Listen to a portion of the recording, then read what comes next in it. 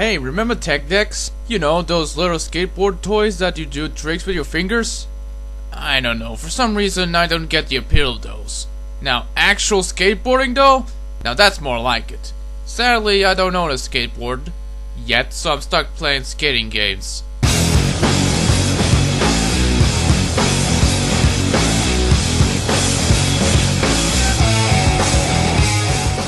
The first Tony Hawk game, apparently called Tony Hawk Skateboarding in PAL regions, just so it doesn't confuse itself with skate hockey or something, had a huge success, commercially and critically, to both fans and critics, with its gameplay, levels, tricks, and a soundtrack, one of which is more recognizable. But if your first Tony Hawk game wasn't this, the game is really different from the first two sequels, such as the lack of manuals, no reverts, 2 downhill levels, if you ignore the PS1 version of Pro Skater 3, and no character or part creator. Neversoft addressed these issues a year after it was released, with Pro Skater 2 released for the PlayStation, Game Boy Color, PC, and Dreamcast in the year 2000, and a year later for the Mac, N64, and Xbox as Pro Skater 2X. Only in America. And apparently it was also released to the iOS in 2010, not as an April Fool's joke, but it was eventually removed from the App Store in early 2015. But why bother, you can just play the PS1 version with an emulator on your phone. Speaking of which, I have the PS1 version here. I got into the series since around 2014, and the first game I played was Pro Skater 3 on the PS2. This late, jeez. Here are the thrill seekers, corrupt and immoral.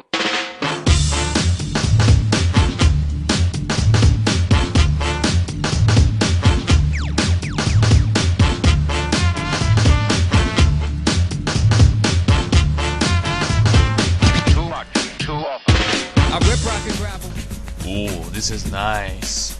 Obviously, the sequel added and changed a bunch of things. I'll get there in a minute, but let me bring up something first. At least in the PAL regions, it isn't called Tony Hawk Skateboarding 2.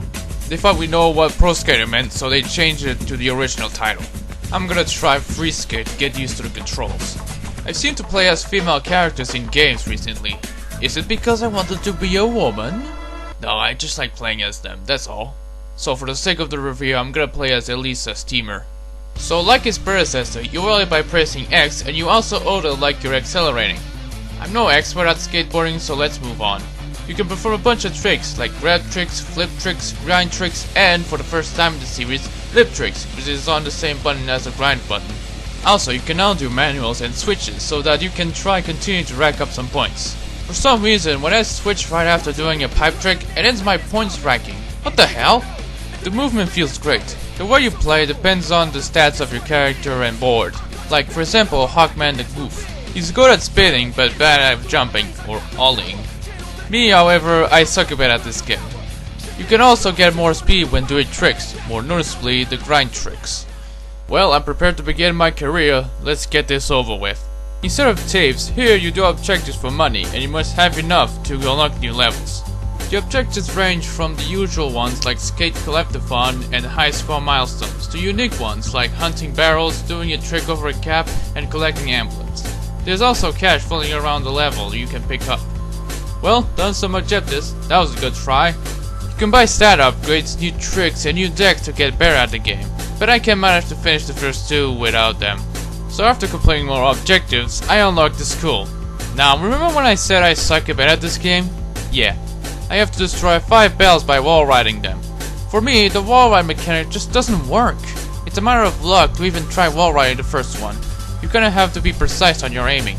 I managed to do that, wish I glitched or something. The levels feel more open than the first one. You have so much to do now in the game, along with the new mechanics. After that stick at school, you come across an invitation to do tricks in Marseille. Already going overseas? Well, isn't this nice?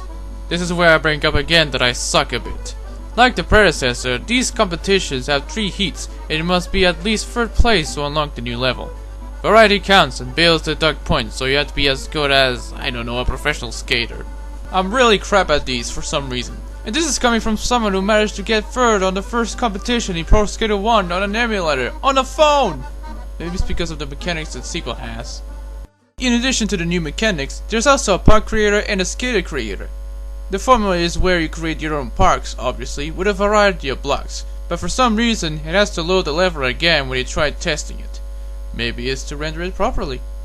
Then there's the Creator Skater, which is great. You can change the appearance, build his stats, and make some info about him, like his name, hometown, age, and so forth. The problem with that is that you can't make females, which it sucks.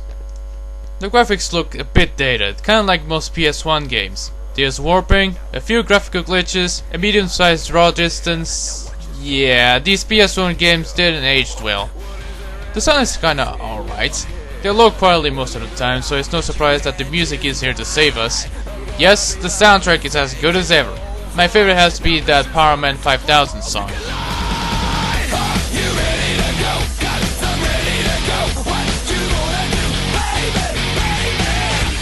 I don't know, I seem to feel spoiled after playing its amazing sequel, Pulse Creator 3. Don't get me wrong, it's still a good game, but after playing 3 and 4 before 2, it's obvious that you don't expect a lot from something before it.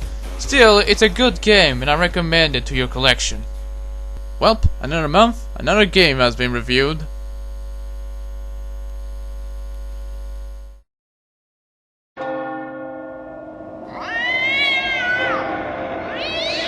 Ah, too spooky for me.